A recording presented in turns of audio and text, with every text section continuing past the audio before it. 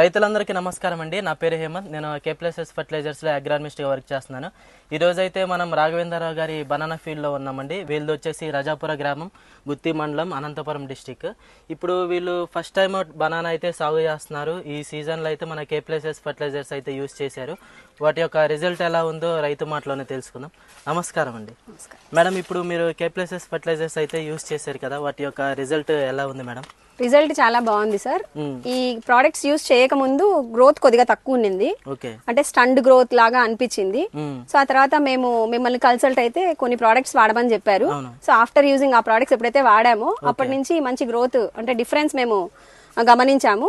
So basic గా మేము వాడిన ఫర్టిలైజర్స్ వచ్చేసి AMS తీసుకున్నాము, 05234 తీసుకున్నాము, 1261 కూడా తీసుకున్నాము.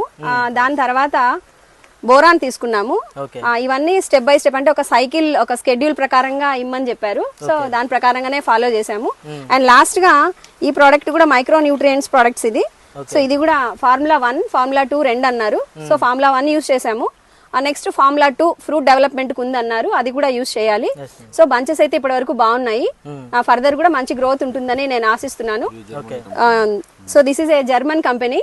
సో ఎవరైనా రైతులు వాడాలనుకుంటే నిరభ్యంతరంగా ఈ ప్రోడక్ట్స్ ని వాడొచ్చు. రిజల్ట్ కూడా చాలా బాగుంది, బెస్ట్ రిజల్ట్ ఇస్తుంది. Thank you.